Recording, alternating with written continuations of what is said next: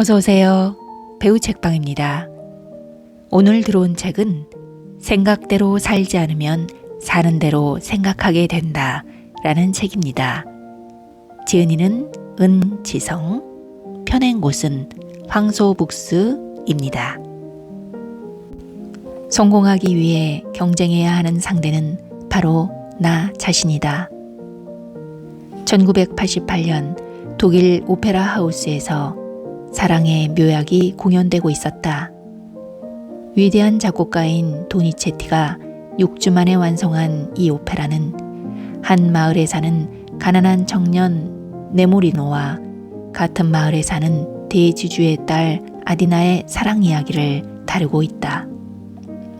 바람둥이 벨꼬레와 사이비 약장수 둘까마라가 이들의 사랑을 가로막지만 결국 둘은 행복한 사랑을 이룬다. 이 오페라의 하이라이트는 자신의 참 마음을 알고 눈물을 흘리는 아디나의 모습을 보고 네모니노가 기뻐서 부르는 남몰래 흘리는 눈물이다. 남몰래 흘리는 눈물 한 방울이 눈에 맺혔다. 쾌활한 이 아가씨들 부러워하고 있네. 이 세상 무엇을 알 필요가 있을까? 이 세상 무엇을 알 필요가 있을까? 사랑하고 있어 나를. 그녀가 나를. 알 수 있지. 나는.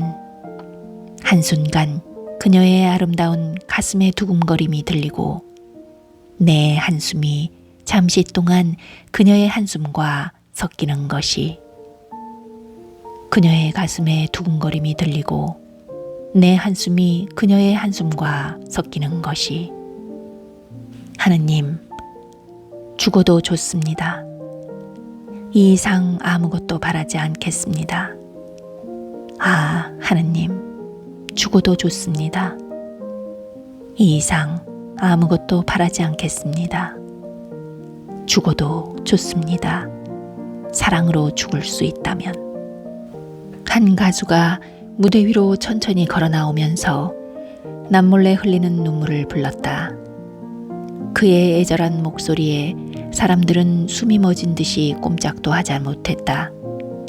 오페라장은 슬픔과 감동, 사랑의 기쁨으로 가득 찼다. 마침내 그의 노래가 끝났다. 그리고 막이 내렸다. 관중은 일제히 일어나 박수를 치기 시작했다. 이렇게 박수가 이어지자 몇 분 후에 커튼은 다시 올라왔고 노래를 부른 가수는 무대의 중간으로 나와 관중을 향해 감사의 마음을 담아 인사를 했다. 그리고 천천히 무대 밖으로 나갔다. 커튼이 닫혔다. 하지만 관중의 박수 소리는 끊이질 않았다.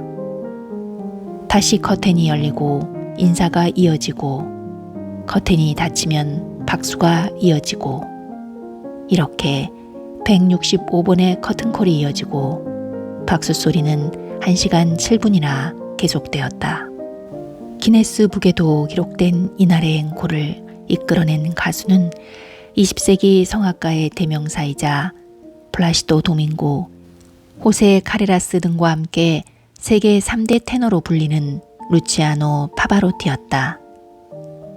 파바로티는 1935년 10월 12일 이탈리아 모데네 교회에서 태어났다. 어린 시절 그의 집안은 가난했다. 아버지는 빵을 굽는 사람이었고 어머니는 담배 공장에서 일했다.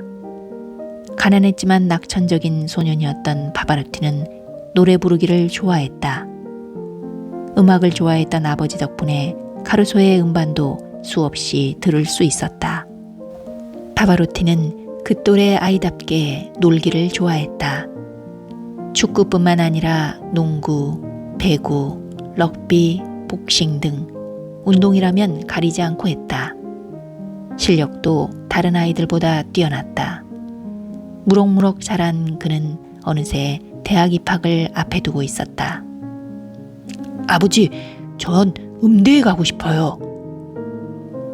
루치아노, 네가 음악을 좋아한다는 것은 나도 잘 안다. 게다가 소질도 있지. 하지만 음악은 취미로 얼마든지 할 수 있어. 졸업하고 안정된 직장을 얻을 수 있는 대학으로 가렴. 파바로티는 아버지의 충고대로 현실적인 선택을 했다. 사범대를 선택해 그곳에서 초등학교 교사 자격증을 땄다. 그리고 2년 동안 초등학교에서 아이들을 가르쳤다. 어느 날 음악실 옆을 지나가던 파바로티는 아이들이 노래 부르는 모습을 보게 되었다. 선생님의 지휘에 맞춰 노래를 부르는 아이들의 모습이 평화롭고 행복해 보였다. 그리고 자신의 어린 시절이 생각났다. 나도 노래를 부르고 싶어. 이제 내가 마음먹은 대로 할 수 있는 나이가 되었어. 난 노래를 해야 돼. 그게 앞으로의 내 인생과 관련 있을 거야. 파바로티는 어떤 일이든 더 잘할 수 있다고 생각하면 그 일을 해야 하는 성미였다. 파바로티는 다음 날 학교에 사표를 제출했다. 그리고 본격적인 노래 공부를 시작했다. 그래, 딱 30살까지야. 그때까지 음악으로 성공 못하면 그래, 그만두는 거야. 그날부터 파바로티는 낮에는 보험회사 세일즈맨으로 일하며 프로 가수인 아리고 폴라에게 음악 수업을 받았다. 성격이 낙천적이고 부침성이 좋은 그는 보험회사에서 꽤 많은 돈을 벌었다. 그는 회사를 그만두고 음악 공부에만 전념했다. 루치아노는 그렇게 꼬박 6년 동안 성악 공부를 했다. 하지만 그에게 자신의 실력 발휘를 할 수 있는 기회가 좀처럼 주어지지 않았다. 이따금씩 작은 도시에서 독창회를 가졌지만 출연료는 무대 사용료를 제하면 아무것도 남는 게 없었다. 노래를 영원히 포기하려고 하는 순간 그동안 갈고 닦은 그의 목소리가 서서히 진가를 드러내기 시작했다.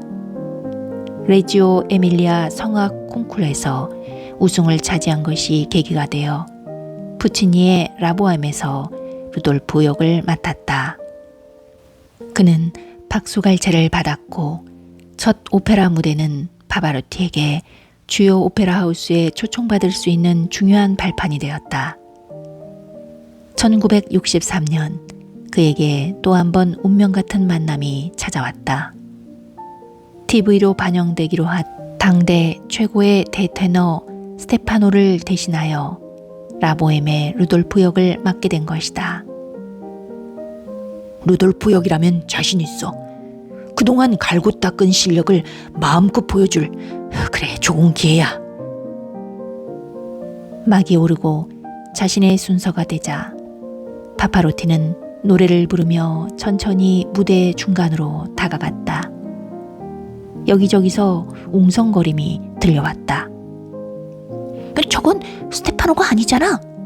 그래, 처음 보는 가수인데? 파바로티의 목소리가 코벤트 가든을 향해 울려 퍼졌다. 파바로티에 대해 전혀 알지 못했던 관중은 그의 아름답고 매력적인 목소리에 열광했다. 브라보! 텔레비전을 보고 있던 시청자도 처음 보는 파바로티의 당당한 모습과 애절하고 슬프고 박력 있는 음성에 매료되었다. 파바로티는 하루아침에 스타가 되었다. 한 비평가는 신이 주신 목소리라고 극찬했다. 이 역사적인 공연을 시작으로 파바로티의 인기와 명성은 점점 높아져 갔다. 라보엠, 라트라비아타, 리골레토 등 그의 레파토리는 점점 늘어났고 프랑스, 스페인, 헝가리, 폴란드 등지의 유럽 순회 공연도 했다. 공연은 대성공이었다. 공연이 끝날 무렵 한 사내가 그를 불렀다. 자네가 파바로티인가? 파바로티는 이 범상치 않은 사내의 포스에 기가 눌렸다. 자네 노래는 잘 들었네. 감동적이고 아름다운 목소리더군. 어때? 나와 함께 일해보지 않겠나? 몇 달 후에 밀라노 스칼라 극장에서 라보엠 공연이 있네. 자네가 루돌프 역을 맡아줬으면 좋겠네. 하지만 제가 그렇게 큰 무대에... 자넨 할 수 있어. 그리고 루치아노, 목표를 낮게 잡지 말게나. 더 높은 목표를 향해 나간다는 신념으로 세계 최고가 한번 되어보게나. 이 사내의 이름은 헤르베르트 폰 카라한. 클래식의 황제로 불리는 세계적인 지휘자의 눈에 파바로티가 각인되는 순간이었다. 이 위대한 성악가에게도 약점은 있었다. 그는 정식으로 음악 공부를 하지 못한 탓인지 악보를 읽을 줄 몰랐다. 그래서 악보에 쓰인 음악 용어들을 자신만의 기호를 사용하여 표시해 두곤 했다. 연기력도 부족했다. 하지만 철저한 자기 관리가 있었다. 이 자기 관리가 누구보다도 다양한 레파토리를 소화했고 40년 이상 현역 성악가로 활동한 원동력이 되었다. 2006년 7월 파바로티는 췌장암 수술을 받았지만 비대한 몸은 수술을 이겨내지 못했다. 음악을 위한 삶은 환상적이었고 그로 인해 나의 인생은 음악에 바쳤다. 초등학교 교사를 거쳐 보험회사 세일즈맨에서 세계적인 성악가가 된 파바로티. 그의 성공은 자신의 꿈을 잃지 않고 끊임없이 도전한 집념과 노력의 결과물이었다. 오늘의 책 내용은 여기까지입니다. 저는 여러분의 구독과 좋아요로 다시 돌아오겠습니다. 그럼 안녕히 가세요.